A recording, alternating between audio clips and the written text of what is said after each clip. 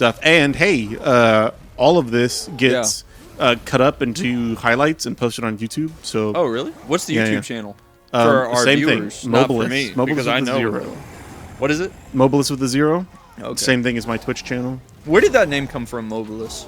M0BILIS is the gamer tag I've been using for like over a year now. Really? It used to be BG52577 was my gamer tag for a long time since I was like a teenager. Yeah. And it is not great. Why? Why is that? It's too many numbers. Okay. It's too many numbers. It's not very memorable. It's just like my initials and then a date. And so I changed it like a year ago after reading for like the 14th time Jules Verne's 20,000 Leagues Under the Sea. We get it. You read, Blaine. Okay, sure. Just kidding. And in 20,000 Leagues Under the Sea, I've read it, actually. It's a great book. Yeah, I really love it. It's okay. It's one of my favorites. Yeah, well, we can discuss that further. In 20,000 Leagues Under the Sea, the name, the motto of Captain Nemo's ship, the Nautilus, is in Latin. It's mobilis in mobili. Really? Yeah. How did you come across that fact? I mean, it's whenever you read the book, it's a detail in the book. So I read it. That's the first interaction right before they meet Captain Nemo for the first time. That's the first thing they know at all about the crew of the Mobilis. The crew of the Nautilus is whenever they're they go out to like track down the Nautilus because they think it's a sea monster, and then they get like knocked off their ship and they fall into the ocean, and so the crew of the Nautilus saves them from the ocean, but they lock them up in a prison. So while they're waiting for somebody to like come and talk to them, being locked up in like the jail cell. Yep. Inside there's an inn. Yep. Well, you're dead now.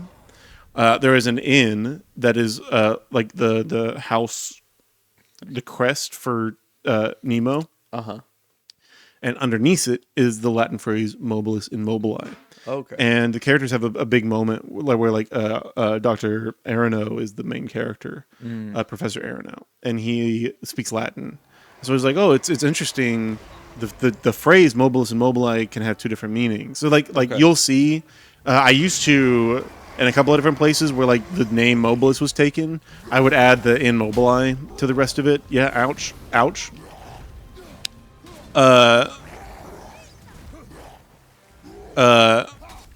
But I don't do that anymore just because it makes it really long.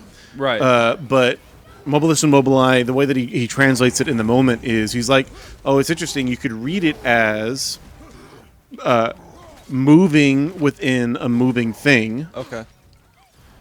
Or changing within a changing thing.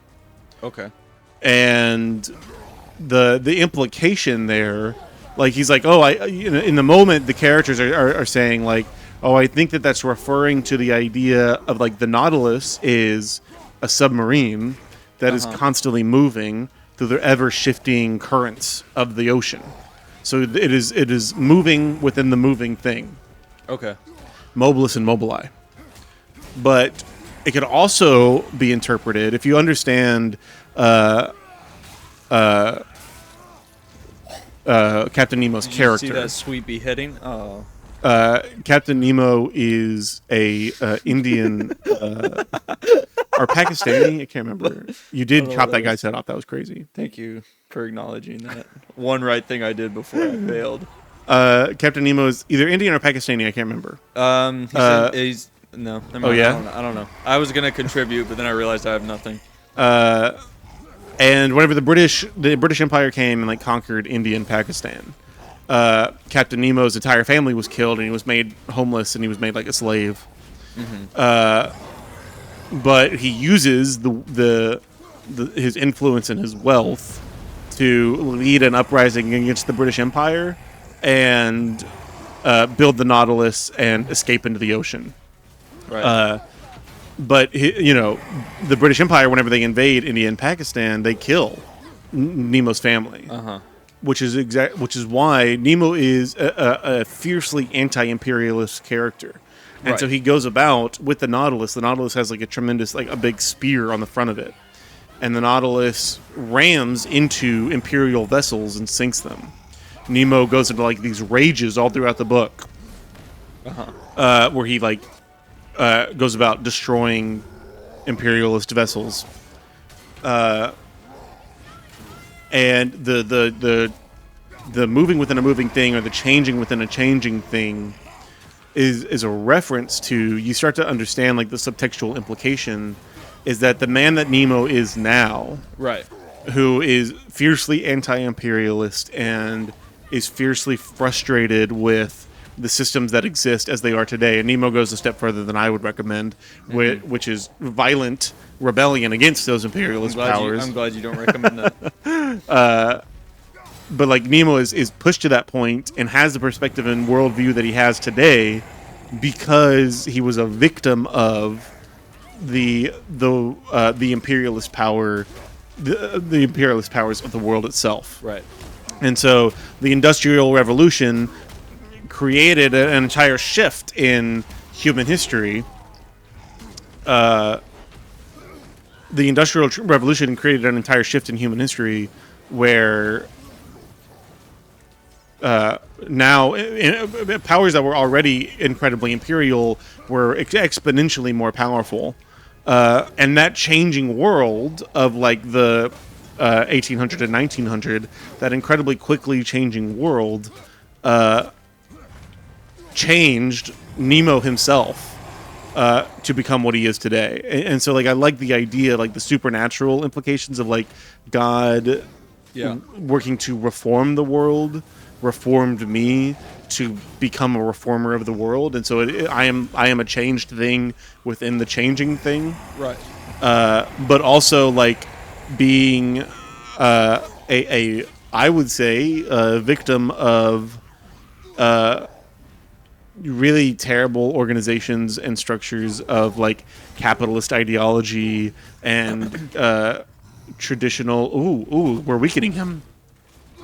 Traditional, being a victim of like traditional like evangelicalism and the way that the church is, that has like made me the person that I am today. Like I cannot avoid the fact that I feel the things that I feel today. Right. And those things that I feel provoke me to work to reform and change the system that I exist within. So change within the changing thing. Or movement within the moving thing. Right. So it's a reference to a book that I really like, but it also like puts its finger on the ways that I really resonate with the character of Captain Nemo. Right.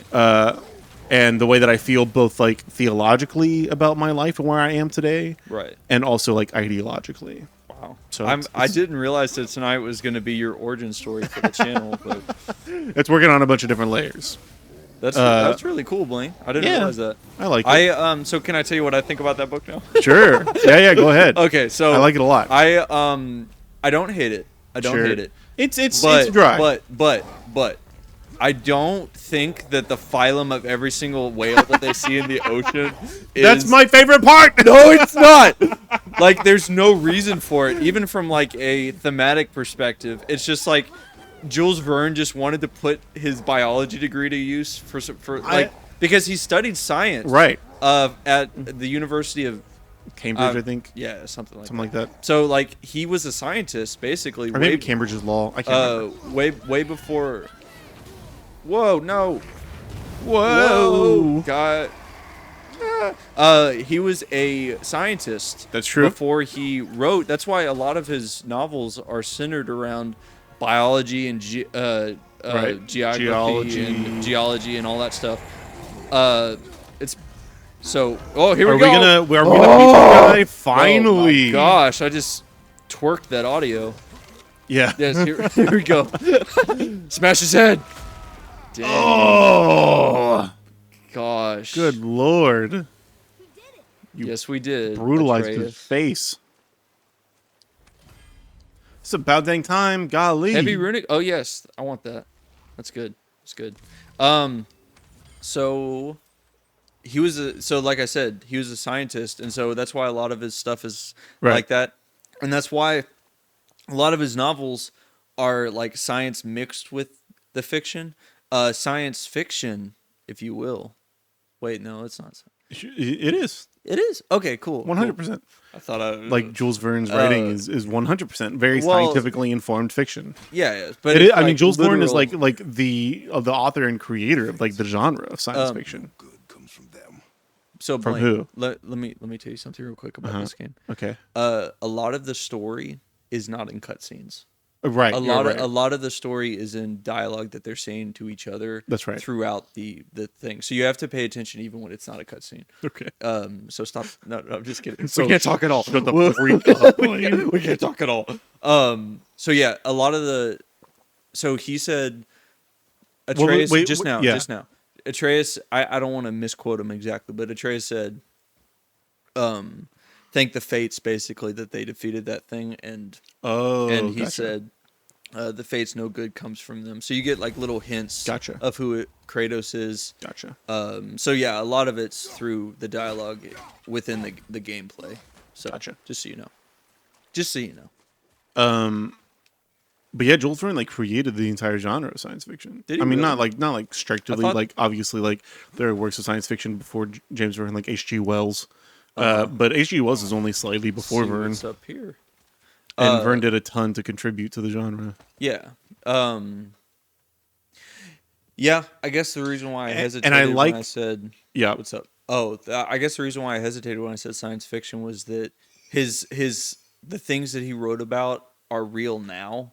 So, but I have to remember that back then, yeah, a submarine like that didn't exist. But Right. now it kind of does. So, Right. that's the reason why I hesitated. I mean, even though now it completely does. Like the hypothesis for Verne's reading. submarine power. Over here. Oh, Huh. Interesting. I may want to write that down. Let's see what he did. what? It's gonna show us. Hopefully, you We're wrote gonna it be able down to- quickly enough. He's a fast writer. What?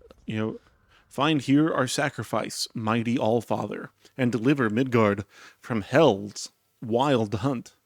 Odin, wisest of all, whose breath gave life to Ask and Imbla. First among our people, we beg your protection. Send forth your noble Valkyries and call the deathless. Send forth your noble sons, Thor and Balder, to shield us. Send forth dragons to consume the frigid horde. Save our souls that we may serve you evermore. Yeah. I don't think Odin got the message, or he didn't care. Sad day. So a lot of the Or is that supposed to be Atreus's note? I don't think Odin got the message. I Don't know. think so, but I'm not sure.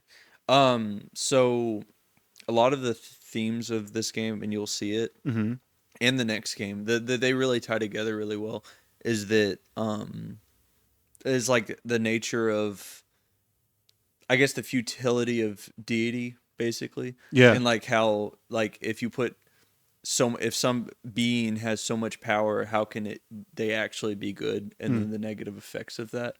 So it does have a lot on its mind, even though it's 100%. yeah. Like you've definitely sensed that just so far. yeah. Of like even the loss of Atreus's mother is a big blow to the idea that like gods are all powerful. Yeah. If one, I don't know if Atreus's mother is a goddess, but certainly Kratos is a god, and if gods being all powerful can still not save one another, the people that they love, from death, what's the point of all that power? Right. Right. But yeah, Verne is great, and I like the 20 pages of lists of fish. Do you actually? Yes, it's one of my favorite things. Dude, I barely got through that book because of that. I was like, oh my it's gosh. so It's kinda interesting. Like Dwight, well, You have to think about everything that Verne writes. He writes for a reason. Like nothing is in the book by accident, and so he's pretty not sure like that was by accident. he's not like just going on and on about fish for no reason. One, he is trying to put you in the mind of the characters who are like at once prisoners of Captain Nemo in the Nautilus, but are also intensely fascinated by the new world that they get to discover because of Captain out Nemo's my new technology. move. And so they are as they, wow, Anyway. you're making me dizzy. Goodness gracious. Yeah, see, I'm unlocking new skills. Cool. Anyway. As they travel, across across the oceans in the Nautilus, they like the lists of fish are an expression of their intense interest and observations of the world that they are being introduced to. One, two, you have to put yourself into the mindset of the audience that Verne is writing for in 1850, 60, Something like that. It was in the 1800s for sure. who like people who had never seen the ocean, Do we need this chest? like people who might have never even eaten a fish. Yeah, I guess that's true. I Like guess. this was their introduction to the world of under the ocean, and the lists of fish would have been an intensely fascinating thing for them to see, there and it like is. just like an intensely fascinating demonstration of the biodiversity under the ocean that people would have never expected. It took something that was like for people in the 1800s, under the ocean was as inaccessible as 1871. Right. Under the ocean was just as inaccessible as like the farthest reaches of space are for us today. And so if there was a planet on the outer reaches of the solar system that was covered in life and we Right. didn't know about it, we just knew that there was some life there, but we didn't know anything about the life that exists there. And Yeah. we didn't have video cameras and we didn't have cameras. We would want a book that if it was set on that fictional planet, we would want a book that gave us interesting observations into the life that exists on that alien world. Yes. And so, like, for Verne's readers, like today, we can get all that from like freaking Planet Earth or whatever. Okay. But they that was their planet Earth for them. And so it would have been intensely interesting for those people. And Yeah. thirdly, I love that because Verne has a background in science and because he is himself intensely interested in the subject matter that he's writing about, and is like one, well educated, but two, like does intense amounts of research to be able to make those lists as detailed and accurate as they are. I Like definitely it appreciate represents years of labor on Verne's account. Yeah. To Oh, they found okay.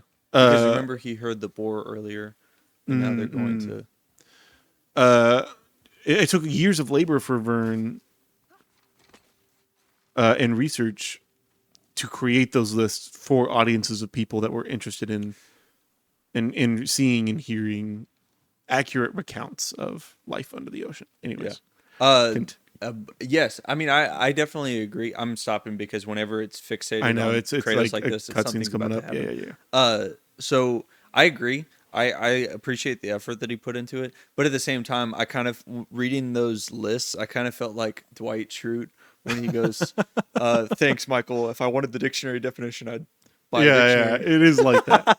It is like that. But like I Yeah. said, nobody like you're talking about like people would have had access to 20,000 Leagues Under the Sea that like probably didn't have access to like even a library. Yeah. For So sure. so it is like at once serving the role of intensely interesting and fascinating fiction, but also like a catalog of interesting and different types of fish that people would have Right.